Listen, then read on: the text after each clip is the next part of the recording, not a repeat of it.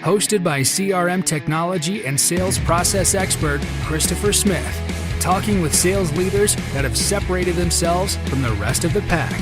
Listen to find out how the best of the best achieve success with their team and CRM technology. And remember, unless you are the lead dog, the view never changes. Welcome to Sales Lead Dog. Today we have joining us a thought leader, Angel RIBO. Angel, welcome to Sales Lead Dog. Thank you. Thank you very much for allowing me to be here with you and for your, and to your audience, obviously, that they will be patiently listening to us today. That's great. So Angel, tell us about yourself and what you do these days. Absolutely. So basically what I do is both corporate CEOs and established entrepreneurs, they hire me to bridge the gap globally for expansion and exposure.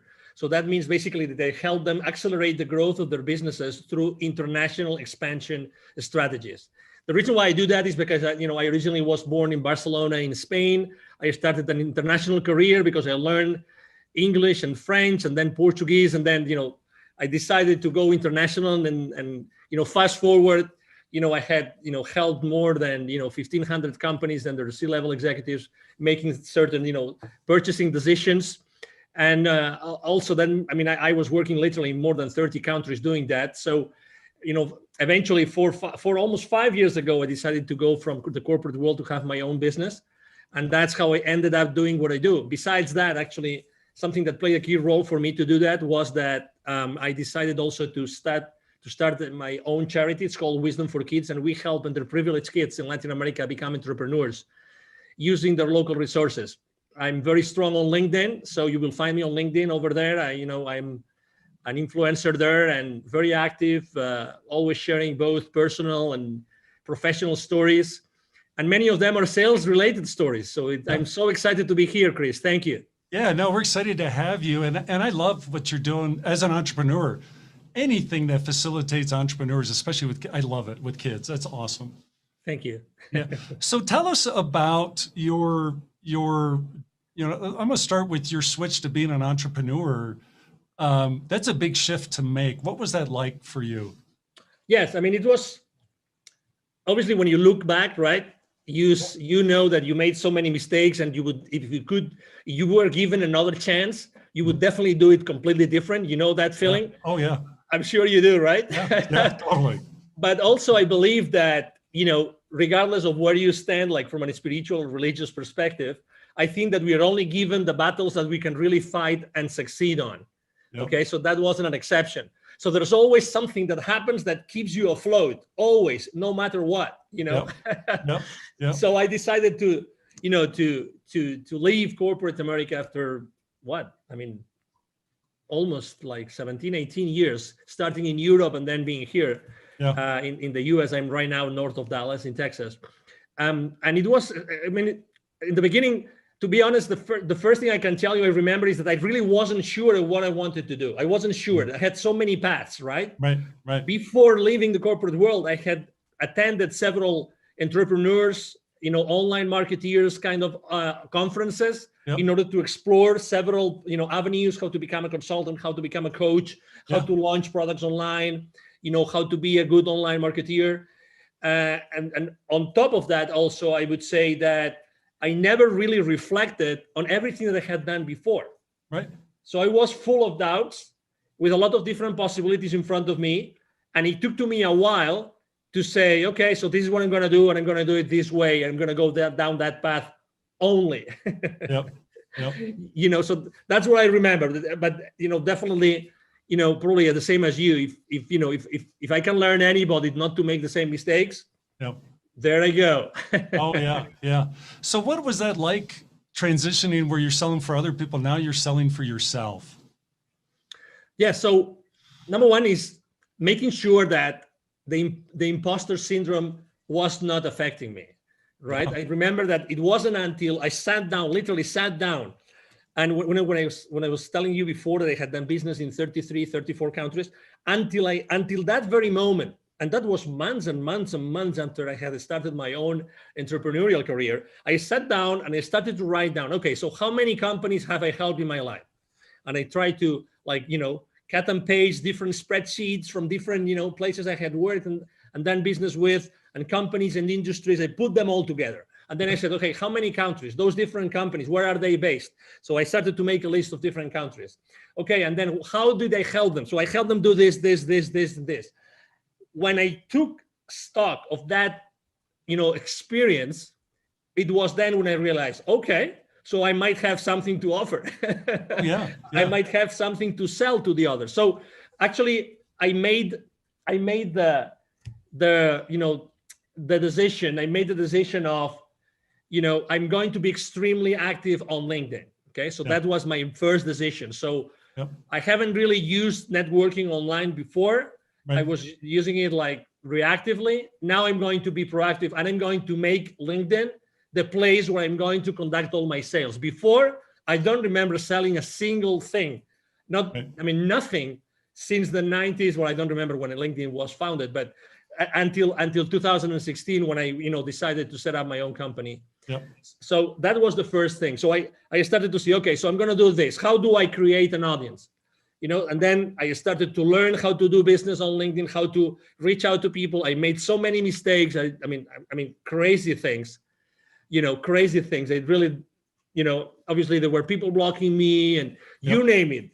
Trying to reach out the wrong way, and trying to be artificial, trying not to be me, to be honest, because I was in this.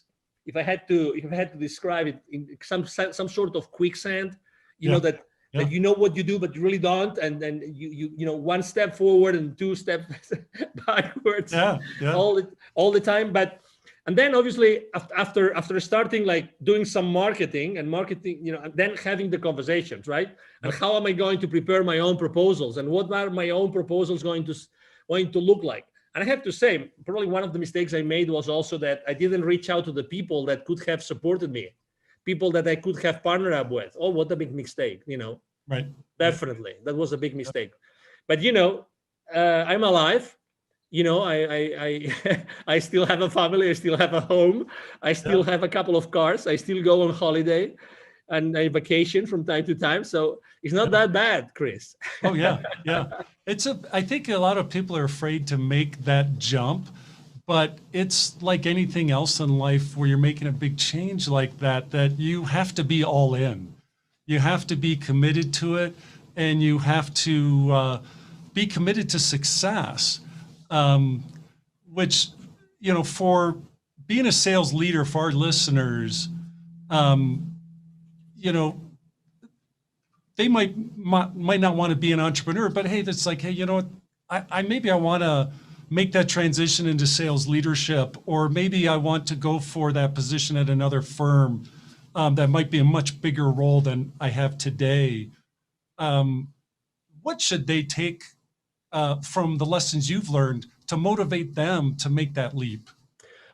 Well, number one, whatever the route is that they pick is good. Okay, it's okay. So because we tend to be so hard on ourselves, oh my God. Okay, so whatever the decision you take is going to be the right one for you. Okay, so that's number one. Number two, if you decide to make that leap, that change, then I would say, just as you said, there's a mantra I use with all my clients all the time, which is take imperfect action now. Take imperfect action now. That's my favorite one. Yep. So I would say, there's no perfect path to where you want to go. Right. But the reality is that the sooner you make certain mistakes, the sooner you're going to get there. Oh, yeah. Yeah. So there's in the startup world, there's this concept called the minimum viable product. Yes. Okay. So any startup, when they're going to launch something, they say, okay, so what's the minimum value in the form of a service or a product I'm going to put together so that the market is going to react positively and they will start acquiring my services or my product, right? So this is so much more simple than what you think. You just have to reach out to the people that you already know, or the potential business partners, and go to them and say, hey, I just started. I just got out, the corporate world. I want to do this. Would you be willing just to have a coffee, over coffee conversation and tell me that makes sense? And if you would be willing to tell me your feedback about this, it's as simple as that. Yes. In a week, you can have 5-10 conversations like that, and already know what makes sense and what doesn't make sense, and start having those conversations with potential clients. Again, I was talking about making mistakes on LinkedIn and sending the wrong messages. If you genuinely, even if it's people that you don't know, if you genuinely reach out to people and ask them for help, Yep. I mean, don't explain them your life, okay? Yep. Just, I need your help because I just left the corporate world and I would like to, proof test something that I want to change, to launch to the market. I tell you, maybe it's not going to be a 50%, but there's going to be a 10%, 20% of people that are going to say yes. And they Right. will be able to meet, they will be willing to meet over coffee with you to discuss that. Yep. Yep. I mean, and the ones that have been there, the ones like you and me that we have been there, oh my God, do we want to help other people not to make the same mistakes? Oh yeah. Of course. Yeah. Of It's course so we want. important. Exactly. Yeah. Exactly. So, I think that's the most important thing. And again, you don't have to wait. I remember that one of my excuses was, we look for so many excuses. As soon as I left the corporate world, my company held me and put me, they gave me a very nice package and everything. Yeah. And they gave me an outplacement company to work with, right? To find another job. Right. I remember being the only one. I mean, very high level executives on the same meeting, blah, blah, blah. I was the only one in the entire room that wanted to be an entrepreneur. Right. The only one, every single meeting. So I would have a meeting, 1 or 2 meetings per week with them, with other executives looking for a position. Yep. I was the only one that wanted to be an entrepreneur. The rest wanted to have another job, another gig, or another Yep. company, which is good. Again, it's good. It's perfect. And again, there's nothing wrong. But the sooner you start going down that path, Yes. the better for you. Yes. Because you need reinforcement, and you Yep. need reinforcement, and you need to learn lessons. Nobody will learn their lessons. You need to be yourself in front of the reality that you're going to be, acting on. Yep. And the new reality is you before other companies that want or might want what you are going to offer to them. Yeah. And I liked your advice to work your network, seek out help, ask for help from people in your network to say, hey, I'm thinking about making this transition, be it, maybe it's a new job, maybe it's not to be an entrepreneur, but there's still a lot of people that have done the same thing already that, that are say, hey, whatever you do, don't do this. I did that. And it was a dismal failure, try this instead. It's you can't buy that kind of help. Exactly. And also something else that I didn't mention, but something that would have helped me a lot is probably to ask for help, even to pay someone Mm-hmm. to coach me in that process. Yes. There's coaches out there. There's Yes. people that have done this. There's people that help you get from a position at the corporate Yep. towards becoming a successful entrepreneur. Yep. There's people doing that. Yep. Oh my God, I wish I had taken the decision. I had made the decision of having someone hire someone to do that for me. Yeah. Honestly, the only resource which is scarce in our lives is time. That's the only one. Yeah. Yeah. It's time. We will always get money and anything else, but time goes by. Yep. So start asking for help. Hire someone that can help you bridge that gap. Yep. Bridge that gap to the first dollar, to the first purchase order. Yep. Have someone help you get there. Yep. And maybe the only piece of advice of who to hire. I mean, there's literally thousands of coaches out there that can help you do that, but look for someone that's made a lot of mistakes. Yeah, that's great. So when you're working with your clients, is there a common struggle or pain point that they have that hold them back from success? Yes. It's definitely, they don't feel comfortable selling. They know they have a value proposition. Some of them have a solution and there's a problem that exists. Mm-hmm. Others have a solution, but maybe the problem doesn't exist or it's not big enough. Right. But it doesn't matter. That's why we are there to talk and we're there to discuss and how to make that value proposition really viable in the market. But still, I think that's the most important thing, to make sure that I help them do something that they're just feeling comfortable. Not everybody feels comfortable asking for the purchase order. And needless to say, not everybody knows how to go to the market, which is another thing, right? Yep. That's why I always say it's expansion and exposure. Expansion and exposure. So expansion is developing business, but exposure means what are all those marketing tools, strategies, and tactics that are going to help you to get to that place, to get to these people that might hire you or buy your products. And that's what they have in common. Let me add something to this, if I may, Chris, which is obviously every time we talk right now, when I'm having this conversation with you, I'm attracting a specific kind of person, right? I'm attracting a specific kind of entrepreneur, a specific kind of C-level executive. I don't attract everybody. And that's okay. I know what I'm saying, and I'm being me, and I know that I'm going to attract certain persona or a certain avatar, and that's okay. The world is full of people that need my services, and it's the same with you, and it's the same with you, Chris, and it's the same with everybody that wants to go from corporate to becoming an entrepreneur. We are unique in our lives, we are unique in our experiences, and we are unique in the way that we can deliver that value to our potential clients. That's why we'll never, that's a conversation you've had probably hundreds, if not thousands of times.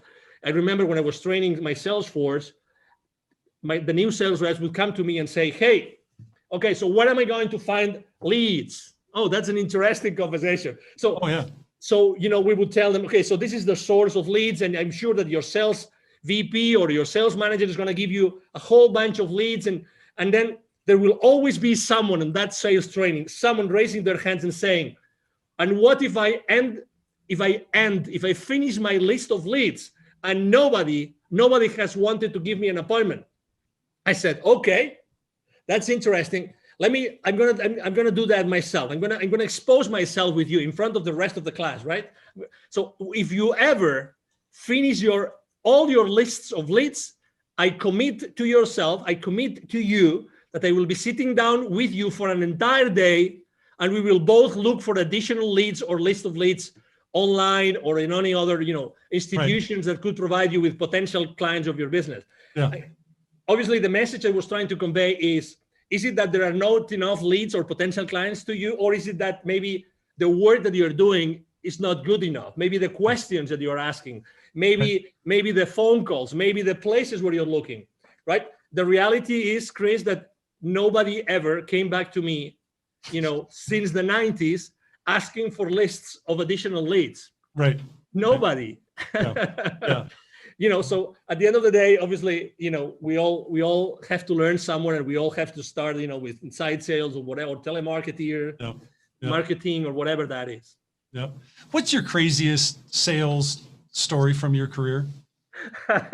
Well, there's plenty, but I have to say the one that I will never forget.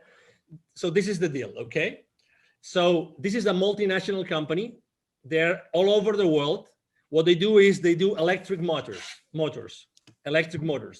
Okay, like all sizes. They're huge. Okay, they are originally from Brazil. Okay, and they were basically opening a huge. No, they had just acquired a new massive manufacturing plant in a specific place in Mexico. Okay, so the headquarters were using a specific technology, right? Which was actually the technology that I was representing. Okay, so I was covering the entire territory at that time, and I said, okay, wonderful. So we're just going to just acquire this company, so it's going to be an easy sale, right? So they just acquired this additional company here in Mexico. In Brazil, the standard technology is our technology, so it's going to be a piece of cake. Right. It's going to be a piece of cake, right? It's, they already know the advantages, blah, blah, blah, everything. All right. To make things worse, I'm originally from Spain. As I said before, I was in Mexico, and I was doing that. That wasn't a direct sale from me. So I was doing that indirectly through one of my business partners. Okay. One of my channel partners, to say it properly. All right. So I said, just go there, do all the groundwork, and then whenever you need me to, for the final stages of the negotiation, I show up. What was even worse was that the CEO and general manager of that company in Mexico, he was also from Spain. So I said, oh my God, we will be able to talk about soccer, and we will be able to have a nice meal together. And we will, so you name it. When you already have this image in your Oh, brain. yeah. It's lining up. Everything's lining up. Exactly. Yeah. What are the chances of this Brazilian company buying a company in Mexico, and the CEO and GM, he's a Spaniard, right? Yeah. Okay, so we start the sales process, blah blah blah, and then I start receiving like symptoms, right? I mean, hey, there's a strong team. They had something like a 35, 40 engineering team, and those were like each one represented X thousands of dollars of that particular proposal, right? Yep. So, but suddenly from, the sales director of that channel partner of mine, hey, there's a strong group which are using a completely different technology. These guys have never used our technology. They use another one, and they're very strong, and they really believe it's much more important, right? So I have to say that unfortunately we took shortcuts. We didn't analyze the decision process properly. We didn't analyze the decision criteria properly. We didn't have enough conversations with the economic buyer, with the CEO, with the GM. So we took so many shortcuts that we ended up losing the deal. Oh my. And it was several hundreds of thousands of dollars. Yeah. Several hundreds of thousands. So I will never forget the name of that company. Obviously, I'm trying to be extremely respectful and don't disclose the name of the company. But I have to tell you something. With the director of sales of that channel partner, we became friends because we were badly defeated. And obviously, all the company knew about that deal. When that deal has so much visibility inside the company that everybody's expecting us to win it. Yeah. So we had to go back and say, we lost it. What? We lost it. Yeah, we lost the deal. Well, to recover that account, it took to us 4 or 5 more years. Wow. 4 or 5 more years to get it back, to have, to perform, enough proofs of concept there, and to make sure that we were doing the right benchmarks of technology against technology, blah, blah, blah. And I guarantee you, we never took any other shortcut. We didn't take any other chances in any other deal. I tell you that. Oh, I bet. Dealing with rejection is a big part of sales, and being a sales leader and modeling that, how you handle rejection. I think it's important for a sales leader to model that for their team. What's your recommendations for sales leaders in terms of how they create the proper perspective in their sales team, especially the younger people that are getting started in sales? I would say number one is that for your potential clients, future clients, you call them suspects, leads, prospects, whatever, depending on the maturity, but their perspective is their reality. Don't forget that. Don't forget that. So your reality is not their reality. Okay. So that's the number one thing. So the number one thing I would like to say is, this is a marathon. Okay. So just you have to learn, and don't burn your bridges. It's a matter of time. You have to learn how to do this. This is as anything else, as playing tennis, as swimming, as driving, as anything else. This is a long run. Okay, so it's going to take some time for you to perfect whatever you want to do. And remember, be yourself all the time. That would be my second one. Be yourself. Don't pretend to be anybody else. It doesn't mean that you don't have to be mentored. You don't have to receive lessons. No. Okay, but be yourself, because if you're not yourself, you're going to be, sidetracked, whatever that is, and you're going to feel saying, I should have done what my gut feel was telling me. Okay, so just be there. And the third thing is always have the tough conversations. Don't hold anything to you. Always have those tough conversations. So what I'm trying to say is always make sure that whatever decision, whatever proposal you're making, whatever conversation, it's for the good of your client. Right. It's for the good of your client. Okay. So genuinely care about what is important for the client. Remember one thing, as I said before, perception is their reality. They want something, but you believe as a salesperson that they need something else. Right. Okay. So it's what they want. It's what they want. So remember, it's their reality. So you have to be there all the time. Okay. So those would be my, most important, pieces of advice. And again, you learn a lot. I mean, I learned from a desk making phone calls. That's how I learned. Yes. Yep. That's how I personally learned. I didn't even, it took to me more than a year to start making, sales appointments with the field reps, but it is what it is. It is, we have to learn, we have to make mistakes. You have to struggle. That's right. Yeah. So let's transfer our discussion here to talk about CRM. When it comes to CRM and your career in sales, did you love it or do you hate it? I loved it. And I loved it because it helped me structure myself and organize myself. The real, can I use a brand, or can I use I'd rather not. We try to stay away from that. And just talk in general terms. We don't want to.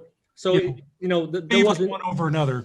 No, it's okay. So just going back in time in the late 90s, there was one system that was really like the number one that everybody would use, and everybody would use that one. I remember when the company was working with was over $1 billion in revenue, and they decided to buy that. Right, that was a multi-million-dollar deal that they had to invest on. I remember it was like a savior. I mean, I remember even though it was complicated, like lots of fields and things and interactions, it was like, oh my God, great. We have a way like to put all that information and to keep that information in at some place so that it's going to help me have a better possibility to follow up on those deals. Because at the end of the day, following up is everything. When every single industry says that the millions are in the follow-up, you bet. And CRMs really help you be organized. That's for me, that was, I remember my first time ever using that particular CRM. And I've always used different.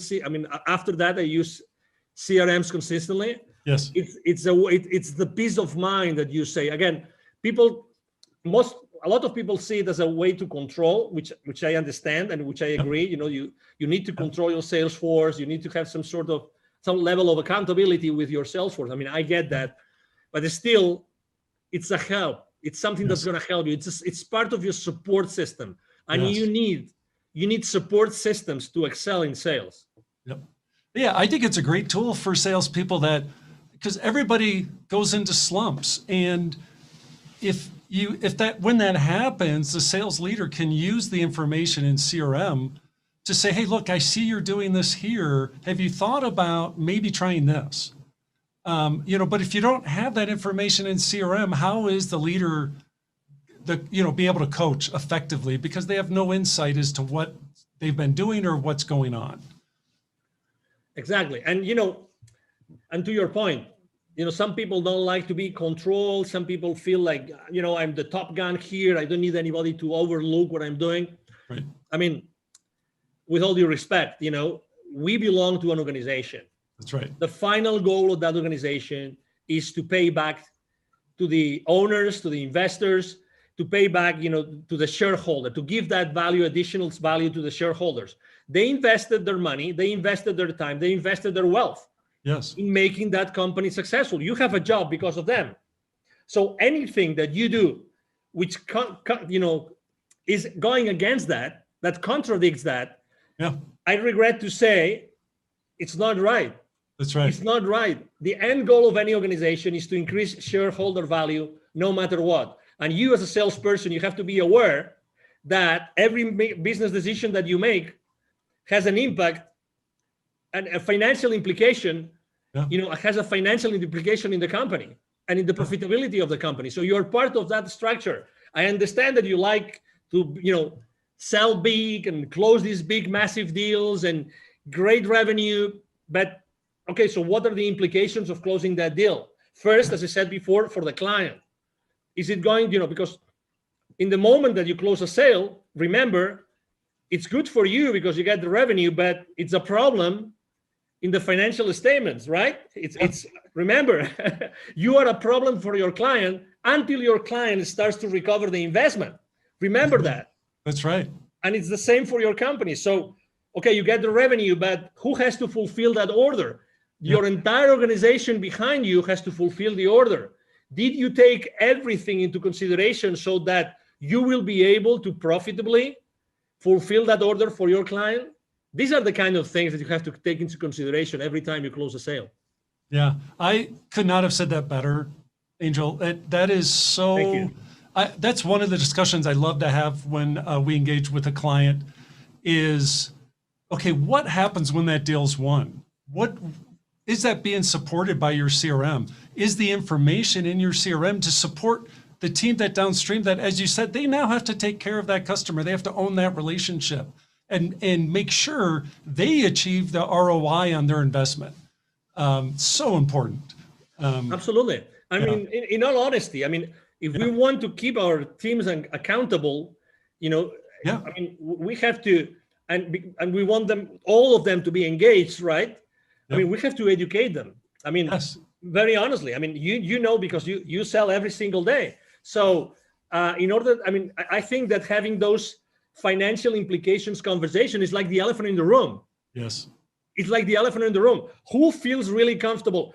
I mean, have you ever felt this? Let me ask you a question, Chris. Have you ever been in that situation in which you're trying to close a deal, you're in a negotiation table, and suddenly the CFO of your client shows up?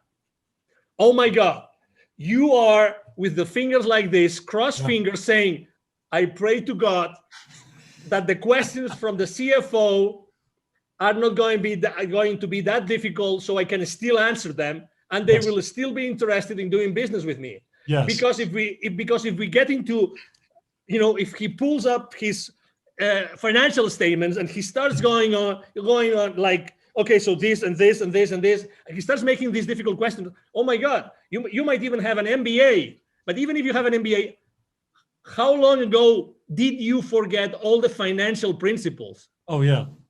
That will eventually allow you to understand what the CFO is going to say, but you still want to win the PO, right? Yep. So this is exactly where we are. So we have to be humble, and we have to receive the education in order to be able to, be engaged in our company, be aligned with everybody else, and then we can be kept accountable. Yep. No, I love it. So Angel, we're coming up on our time here on Sales Lead Dog.